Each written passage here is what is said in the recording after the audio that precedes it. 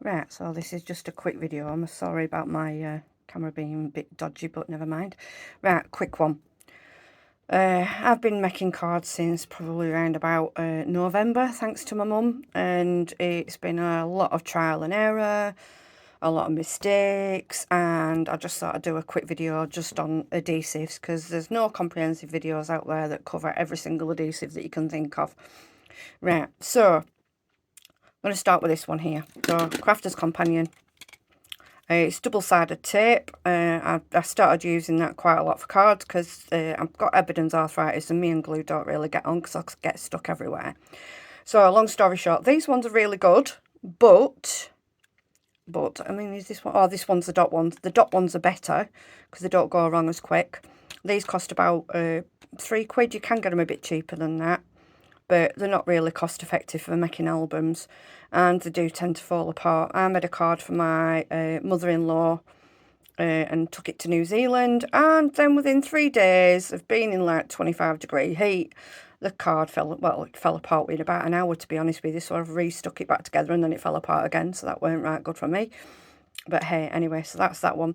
These are really convenient. The dot ones are a lot better because the on these kind of ones, I know that one's not a Crafter's Companion one, but on the Crafter's Companion ones, the tape roller tends to come unstuck, or they tend to be really stiff, and then you tend to just get into a whole heap of mess.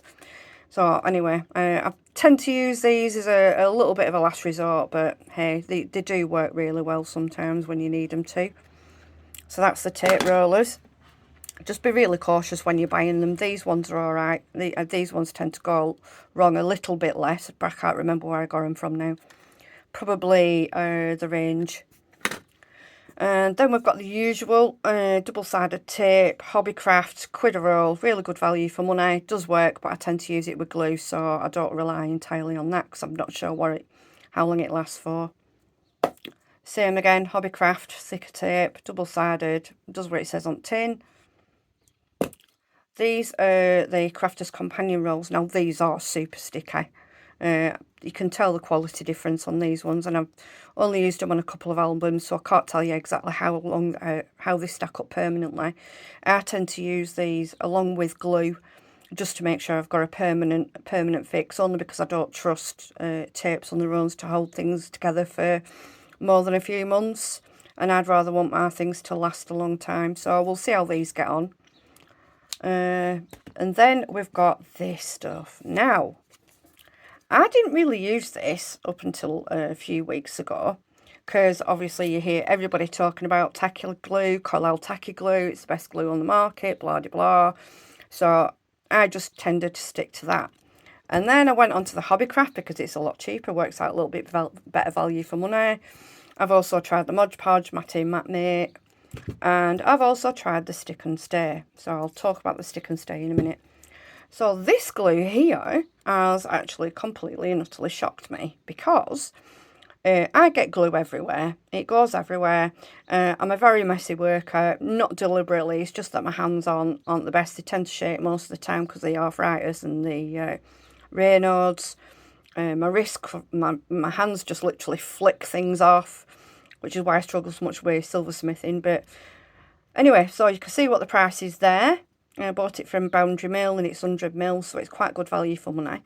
But one thing I've learned with this is when you get a little bit of a wet smudge, if you rub it with your finger, it actually comes off whilst it's wet and it doesn't leave any residue. So this is now my number one. I thought this was a revelation. Oh, sorry, there's a big magnet attached to it. So I thought this was a revelation. I thought, oh my God, perfect. Spray it on your cards, stick your fronts on, do whatever you want to do.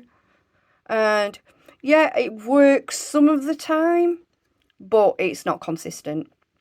I don't know whether or not it's the spray, whether or not it's the distance, whatever it is. I've tried it from every single distance. I've tried coating it a few times. It doesn't stick to glitter card. Glitter card, anything that you try and stick to glitter card, it just falls off. So yeah, don't bother. It was quite expensive with this. I think it was about £8. £7, £8 from Boundary Mill. I'm never going to use it. I know it says it's permanent, but it isn't. It's more like a temporary fix. It is nice if they could if they could actually guarantee the formula and guarantee that your cards are going to last more than like a week, then it'd be great. But it doesn't give you a permanent bond to your project, and it isn't permanent. It's more like repositioning spray. So that's that. And for my albums, I have been using this. Thank you, Paul Ford. Paul Ford uses this in creating his little albums. And this is amazing.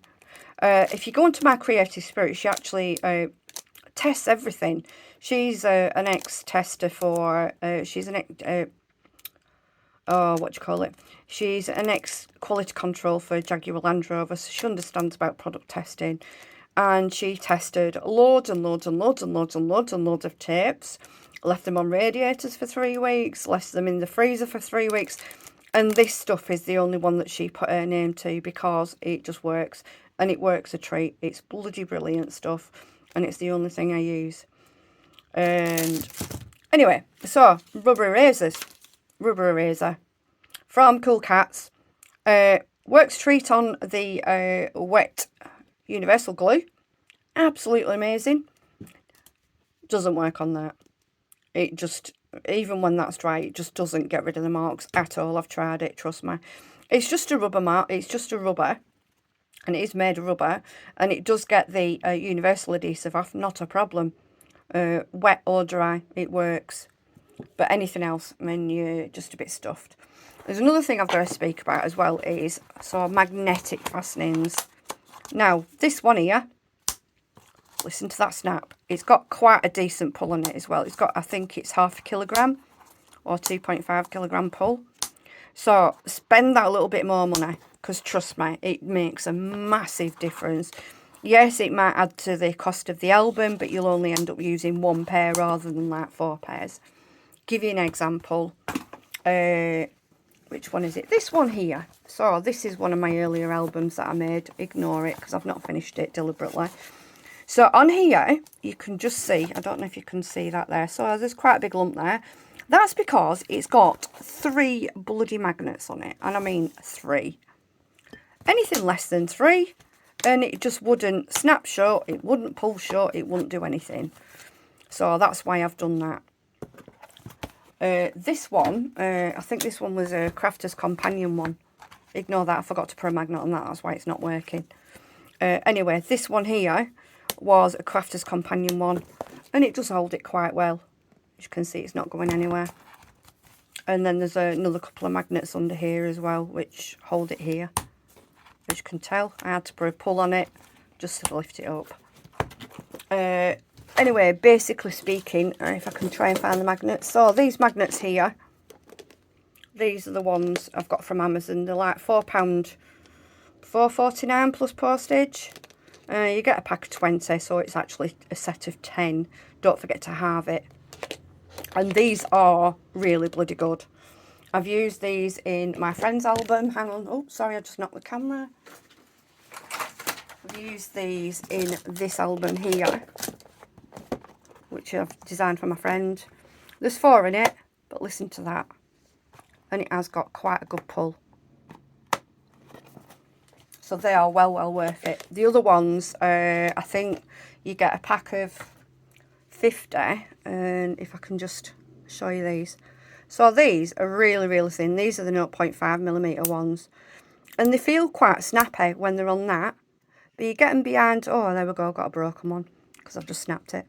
And honestly, you get a tiny little bit of card. And bearing in mind, like, this card is... Where is this one? Oh, that's 160. So, yeah, you can move it about. But you don't get... You get a little bit of a snap, but you can separate them really easily. They just move too easily. This one, I think that's off one of my stamping platforms that I use to hold card in place. But yeah, that's about it really. And thank you for watching. So yeah, I'm not paid by anybody, by the way, but that is the best one that I found. If you get a glue on any of your card, any of your surfaces, just rub it off with your finger while it's wet. Doesn't leave any slug trails. And there you go. Thank you.